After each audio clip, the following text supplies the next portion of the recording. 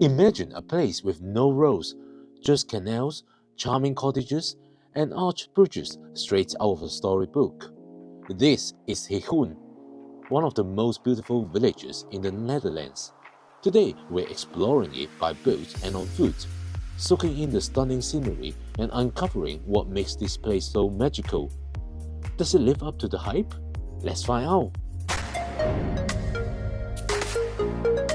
Hi fellow travelers, this is Ken and welcome back to my channel, Ken's Travel 360. Yesterday, we went to the Keukenhof Gardens to see the stunning tulips and flower fields. And today, in this video, we're going to continue our Dutch adventure and visit Gijón. Gijón is often called the Dutch Venice thanks to its network of canals and its 176 charming bridges.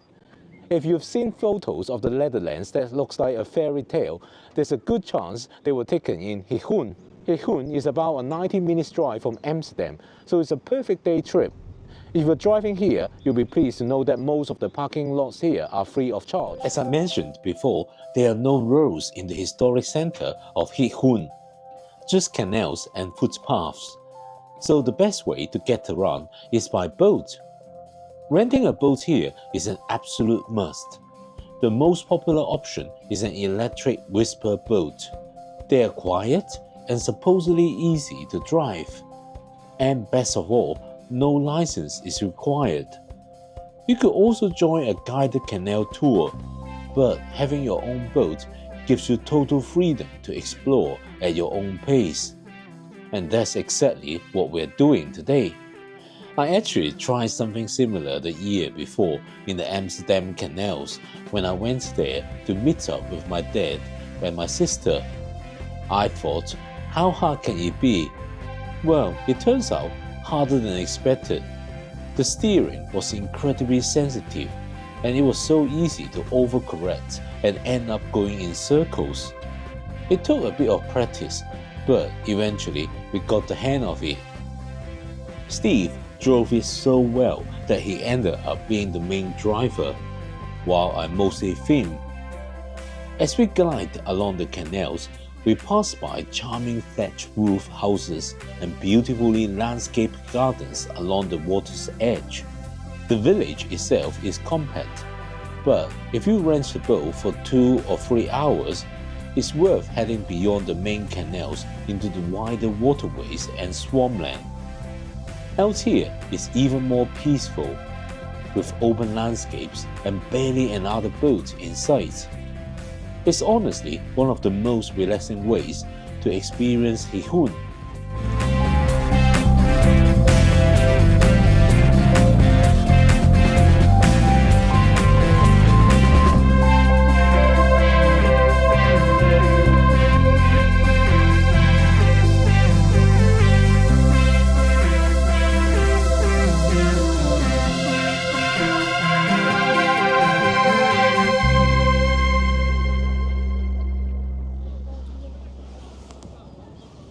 If you've been enjoying this video, make sure to give it a thumbs up to let us know. And don't forget to subscribe and hit the notification bell so you never miss an adventure.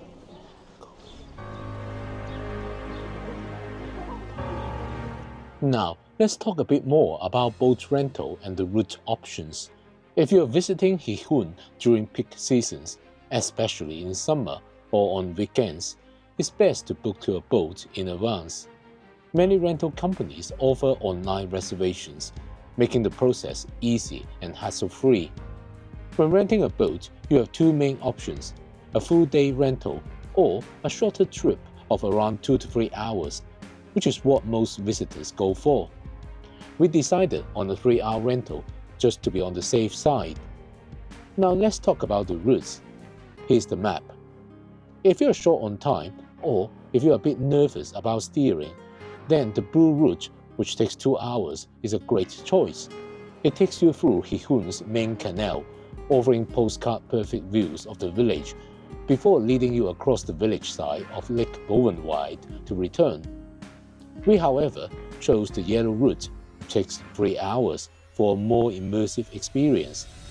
This one crosses the entire lake, taking you into the swampland, where you can explore natural areas only accessible by boat. Once we reached the swamps, it was incredibly peaceful, but getting there was another story. While Lake Bovenwide is usually calm, weather conditions can change quickly. On the day we visited, strong winds make the lake crossing quite challenging. So that's something to keep in mind when planning your route. But boating isn't the only thing to do in Hee Hun. You can also check out some of the cool museums in and around the area. One place worth visiting is the older Mat Us, where you can dive into the history of Hee Hun and see what life was like here in the past. Hee Hun's history is deeply tied to its canals. The village was originally formed due to peat extraction, a process that left behind deep pits.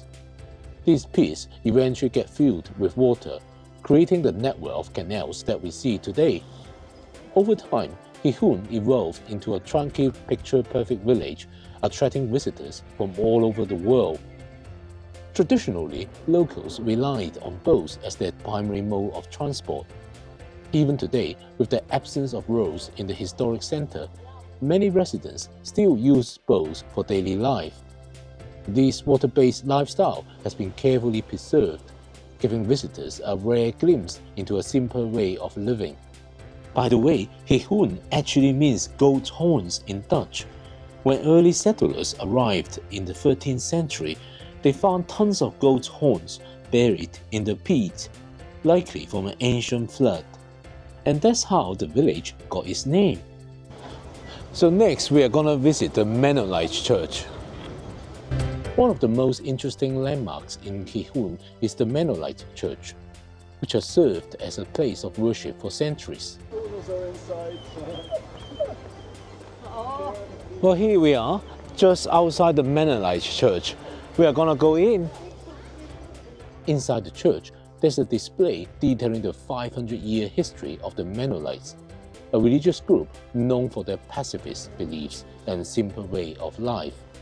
In the mid-20th century, this church became one of the first Mennonite congregations to establish a Sunday school for children, reflecting its deep involvement in the local community. Even today, it remains an important part of Hee Hun's cultural heritage. I hope you've enjoyed this visit to Hee Hun. If you're looking for ideas for what else to do while you're in the Netherlands, watch one of these videos next, where I show you interesting places to visit in Amsterdam as well as the rest of the Netherlands. Thanks for watching this video. I'll see you over there. Ciao.